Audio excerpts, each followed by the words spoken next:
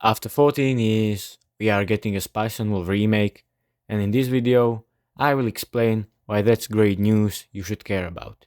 Mostly by talking about the original anime and exploring why this remake may have some problems even keeping up with the original.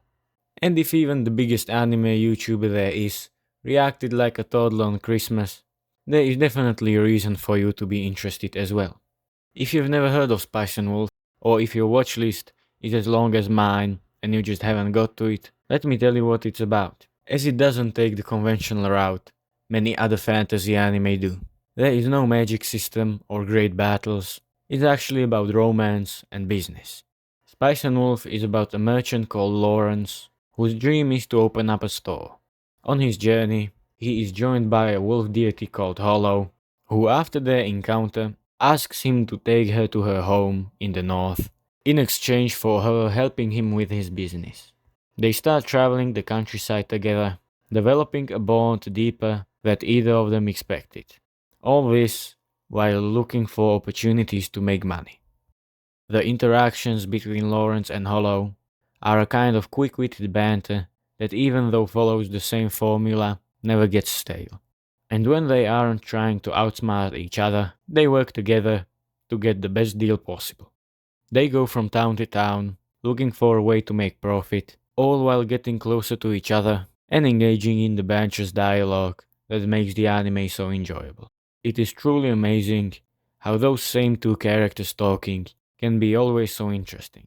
Their dynamic is one of the most unique ones out there. They seem to play a game of suggestion in which none of their statements is meant to be taken totally seriously. And while both are portrayed as smart, neither is perfect. Lawrence is many times blinded by his own greed, while Hollow, despite being the wise wolf, isn't always right. As the anime is mainly interested in those two, there are no recurring side characters, and while most of them only appear for a single arc, they are unique, memorable, and give off a strong enough impression not to feel unnecessary. And even though the one-time appearances of the side cast might be seen by some as an act of lazy writing, I believe it has a more important role as to not distract the viewer from the two main characters, whose relationship is actually the focal point of the story.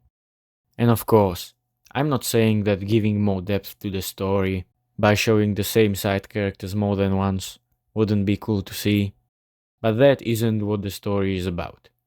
It doesn't need the greatest, most thought through world building to be interesting. And even though the side characters do help flesh out the world, it's hard to deny that the core of the story is mainly driven by the interactions between Lawrence and Hollow. And even though the dialogues between the two are always witty and full of banter, it never feels forced or too animated.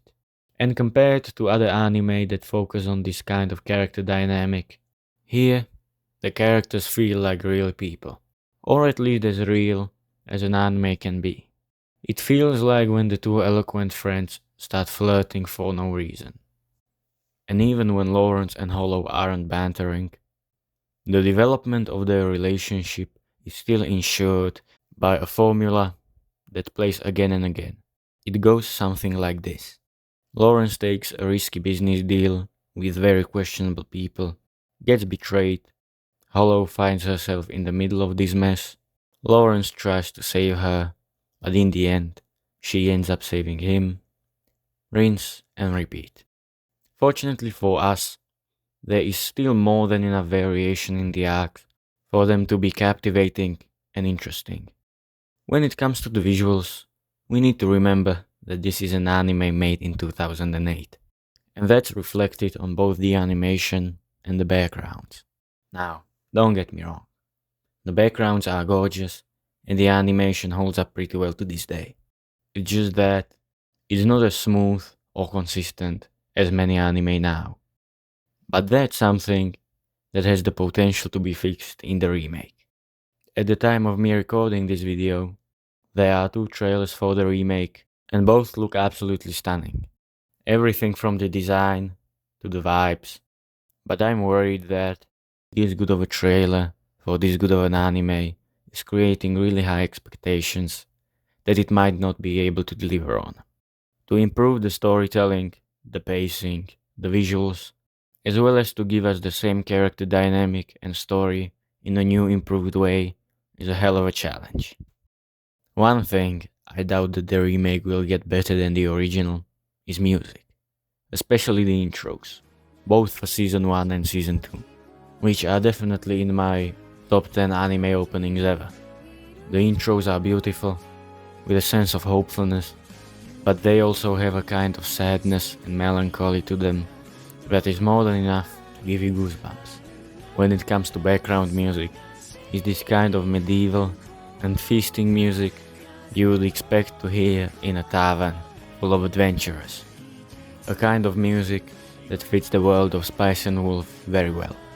I don't know if that's enough of a reason for you to be excited, but I would be lying if I said that I'm not. Here is some more anime recommendations you should check out. Like, subscribe, have a great day, and bye bye.